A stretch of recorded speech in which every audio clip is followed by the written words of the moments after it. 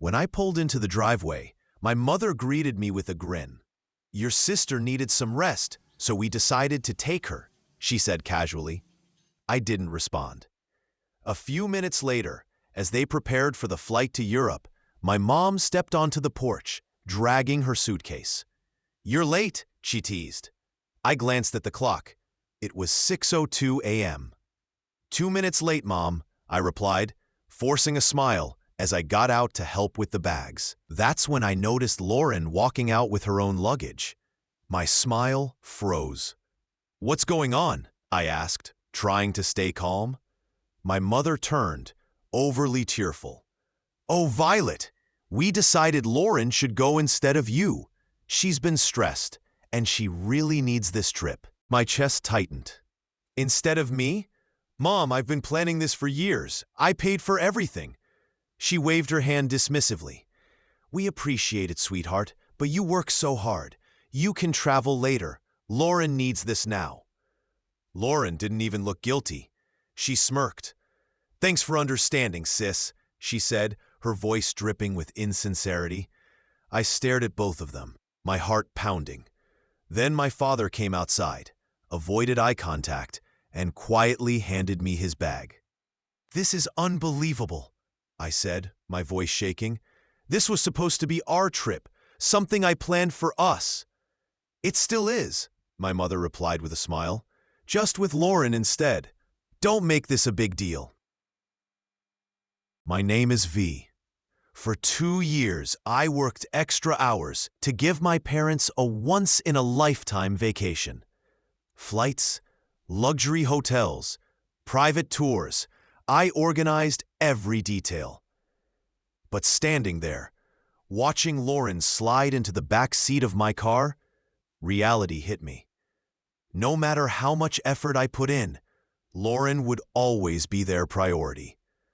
I clenched my jaw, swallowed my anger, and managed a stiff smile. "Let's get going then," I said flatly. During the drive to the airport, the silence was only broken by Lauren's non-stop chatter. "Oh my gosh, Mom, did you see that TikTok about Paris? I can't wait to shop there. Will we even have time with all the tours?" My hands gripped the wheel tighter. My mother giggled. "Of course, we'll make time. We'll figure it out."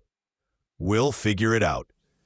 They didn't even notice I wasn't included in that "we." At one point, my dad spoke softly. "Thanks for driving us, Violet. I know this feels unusual." "Unusual? That's one way to put it," I replied, staring at him in the rearview mirror. He shifted uncomfortably and fell silent.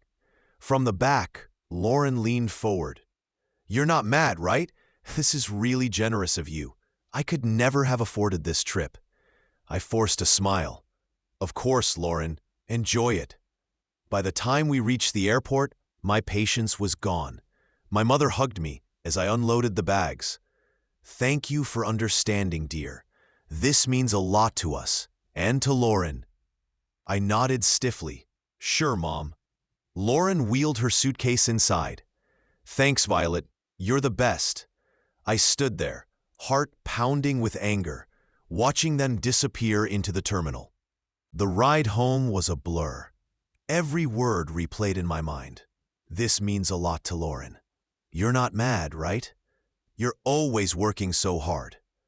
By the time I parked, my jaw was locked tight. I walked inside, opened my laptop, and began canceling everything. Hotels, tours, even airline upgrades. One by one, the confirmations filled my inbox. If they wanted Lauren instead of me, fine, but they wouldn't enjoy 5-star luxury on my dime. The call started as soon as their plane landed. I ignored them while unpacking the suitcase I'd packed for myself. The irony wasn't lost on me. Dozens of texts and voicemails followed. "Violet, what's going on? The hotel won't check us in." "This isn't funny. Fix it now." I laughed out loud. Did they really think I'd save the day after being cast aside? When Lauren's voicemail came through, "This is so petty. We're stuck because of you. Fix it now." I deleted it immediately. Eventually, I answered my mother's furious call. "The hotel says the reservations were canceled. None of the tours are booked. What did you do?" "I canceled them," I replied calmly. "Why would you do that?" she yelled. "Oh, I don't know," I said with a touch of sarcasm. "Maybe because you replaced me with Lauren on my own trip. You're lucky I even drove you to the airport." "We thought you'd understand," she snapped. Understand what? That years of saving and planning meant nothing because Lauren needed a break? "No, Mom, I don't understand." I hung up before she could answer, switched off my phone, and finally felt the calm I'd been denied for years. Of course, the peace didn't last. The next morning brought another flood of messages. "Your sister is in tears. Your father is upset. You're being childish. Just fix it." And finally, from my dad, "We need to discuss this. This isn't right." I shook my head. For years, I had fixed everything. Now that I stopped, they didn't know what to do.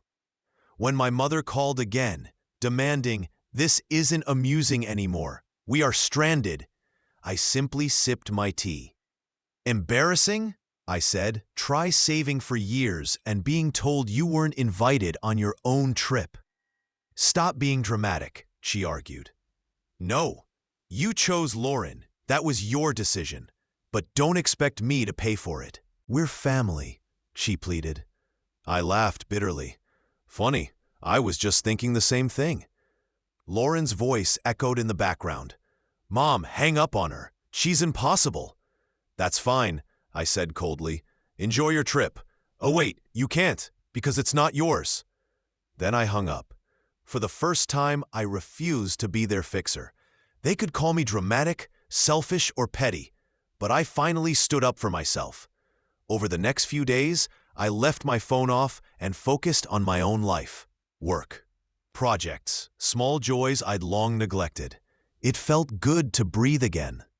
When I finally turned my phone back on, the voicemails came flooding in. My mother, furious and embarrassed, Lauren, entitled as always, and my father, confused but disappointed. The last message from my mother said, "We're back at the airport. The trip is ruined. Your sister is upset. We're beyond disappointed. Call us when you're ready." I deleted it without replying. This wasn't about one trip. It was about years of being pushed aside, of Lauren always coming first. And for once, I wasn't going to accept it. Grace told me my mother had likely assumed I was busy and would return her call later. I laughed, shaking my head. "You're the best." "No, you're the best," she replied, her tone shifting to something more serious. "Because you finally stood up for yourself. I know how hard that is, Violet. Don't let them drag you back down." Her words lingered long after she left. Grace was right. I had spent far too long trying to please people who rarely valued my effort. That cycle had to end. By the weekend, I felt an unusual clarity. The anger was still there, but it was joined by something else. Freedom. Freedom from endless expectations. Freedom from always fixing everyone's problems. Freedom to finally live life on my own terms. But silence never lasted. On Sunday afternoon, I received a call from my father. I decided to answer. "Violet," he began, his voice heavy with fatigue. "Your mother wanted me to call. She thinks you'll listen to me." "Go on," I murmured, leaning back in my chair. He sighed. "Things have gotten out of hand. Your mother is furious, Lauren is upset, and everything's a mess. But you're better than this." I stiffened, his words sparking fresh anger. "Better than what, Dad? Better than standing up for myself? I won't let you walk over me again." "That's not what I meant," he rushed to say. "You've always been the sensible one, the one who keeps us together. This isn't like you." I gave a short, bitter laugh. "You're right. I'm not bending over backwards to clean up your mess. That is unusual for me." He hesitated, as if weighing his next words, before adding, You're punishing the whole family for one decision. Is that really fair? Fair? I repeated, my voice rising. You want to talk about fairness? Was it fair to exclude me from the trip I planned and paid for? Was it right to replace me with Lauren as if I didn't matter? That's not what we intended, he said defensively. We just thought Lauren needed it more. Of course you did, I snapped. You always think she needs more. More attention, more support, more everything. And I'm always expected to sacrifice for her. Not anymore. The silence that followed was long and uncomfortable. Finally, he muttered, I don't know what you want me to say. I don't need you to say anything, I replied firmly. I just need you to understand that I'm tired of being an afterthought. From now on, I come first. Goodbye, Dad. I ended the call, my hands trembling. The rest of the day, I let myself feel everything: anger, sadness, and relief. It wasn't easy, but it felt like the start of something new. I was no longer the family's fixer, and I wouldn't be again. When my parents and Lauren returned, I was waiting on the porch with a cup of coffee, surprisingly calm as their cab pulled in. Lauren spoke first, dragging her suitcase with a scowl. Well, I hope you're happy, Violet. I raised an eyebrow but stayed seated. Happy about what? Our trip was a disaster, my mother exclaimed. We spent the week in cheap hotels, eating terrible food. Don't even ask about the tours. There weren't any, Lauren added sharply, arms crossed. Do you know how humiliating it was to arrive with no reservations? I sipped my coffee, letting their complaints roll past me. Sounds rough, I said evenly. But you chose to take Lauren, remember? I'm sure you had a wonderful bonding experience. That's not the point, my mother snapped. You knew we couldn't afford what you planned. You set us up to fail. I stood, placing my mug on the table. No, Mom, I didn't set you up. I planned a special trip for the three of us, something I'd saved for over years. You're the ones who excluded me. My father spoke then, calmer, but still accusatory. You didn't have to cancel everything, Violet. That was extreme. Really? I asked, folding my arms. Why should I pay for a trip I wasn't even invited to? If Lauren needed it so badly, you could have organized it yourselves. You're lucky I didn't cancel your flight home. Lauren rolled her eyes. You're so dramatic. It's only money. And you're so entitled, I shot back, my patience wearing thin. Do you have any idea how much effort went into preparing that trip? Or do you assume things just work out because someone else does the work? They fell silent, stunned. For years, I've been the responsible one, I continued, my voice steady but firm. The one who fixes everything and makes sure life runs smoothly. And for just as long, you've taken it for granted. That's not fair, my mother began, but I raised a hand to stop her. No, Mom.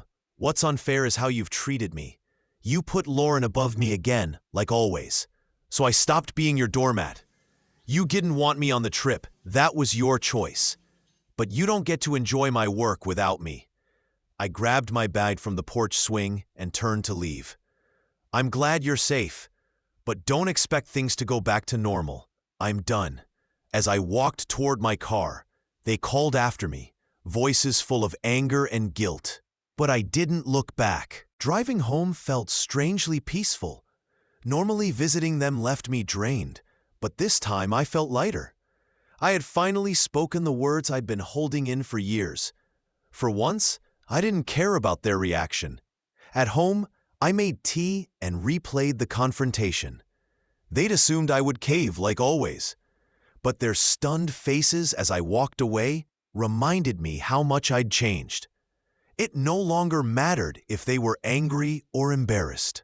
I wasn't living for their approval anymore. The next day, Grace called. How did it go? She asked immediately.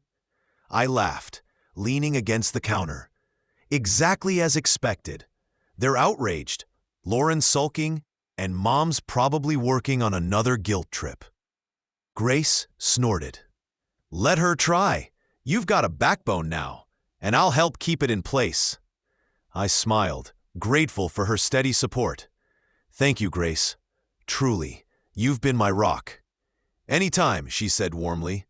So what's next for you, now that you're not the family fixer? That question had been circling my mind since the confrontation. For years, all my energy went into earning approval. Now, free from that weight, the possibilities felt endless and a little intimidating. I don't know yet, I admitted. But this time I'll decide, not them. Sounds like the beginning of something amazing, Grace replied. Over the following weeks, I made small but meaningful changes. I redecorated my living room, replacing old furniture with pieces that felt like mine. I explored local cafes and parks I'd always wanted to visit.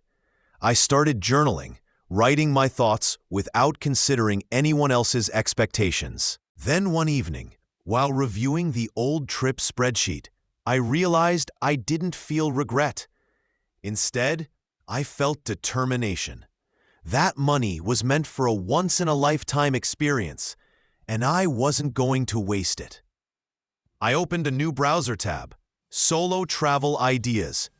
A few weeks later, I booked a trip to Italy. Not the same itinerary I had planned for them. This was just for me. My first solo adventure, a way to celebrate independence and finally prioritize myself. When I arrived, stepping out into the bustling city, I knew I'd made the right choice.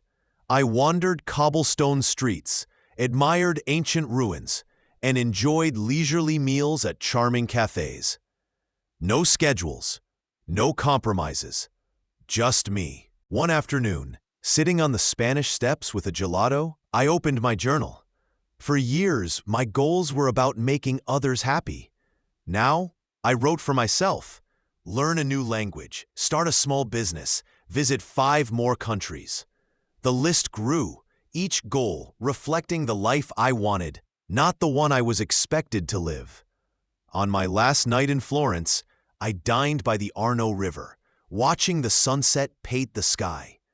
I realized the trip wasn't just a vacation, it was a turning point. For so long, I thought I needed my family's approval. But here, thousands of miles away, I understood the truth. I didn't need it. I was enough. Back home, my parents reached out again, softer this time. Hope you had a nice trip. Maybe we can all talk soon, one message read. I set the phone down. I wasn't ready to respond, and that was fine. Things would happen on my terms now. A week later, my mother called. This time, I answered. "Hi, Violet," she began gently. "How was your trip?" "It was amazing," I said, keeping my tone even. "That's nice to hear," she replied, hesitating. "We've been thinking. Maybe we handled things badly." Her admission surprised me, but I wasn't letting her off easily. "Badly? You replaced me on a trip I planned and paid for." "Badly is an understatement." "I know," she said quietly. "We didn't realize how much it would hurt you." "And Lauren?" I asked. "Does she regret anything, or is she still blaming me?" "She's upset," my mother admitted, "but I think she knows she could have done better." "Mom, this isn't just about the trip. It's about years of putting her first and expecting me to compensate. I'm not doing it anymore." "I understand," she said after a pause. "We'll try to do better. We don't want to lose you." Her words struck something in me, but I'd learned not to let guilt guide me. "I'm glad to hear that, but it'll take more than apologies. I need to see real effort." "You will," she promised. "We'll give you space, but I hope you'll let us back in someday." After the call, I felt both relieved and cautious. Whether or not they changed wasn't my responsibility. In the months that followed, I held firm boundaries, replying when I wanted, but no longer smoothing over conflicts. Instead, I focused on building my own life. I took a photography class, joined a hiking group, and started planning another solo trip. Each step felt like reclaiming a piece of myself. One evening, watching the sunset from my balcony, I realized just how far I'd come. I wasn't the person who sacrificed everything for people who didn't respect me. I was someone who valued myself, set boundaries, and stood up for what I deserved. I felt free. Thank you for watching. If you haven't subscribed yet, please do, and hit the notification bell to stay updated with more real-life stories like this one.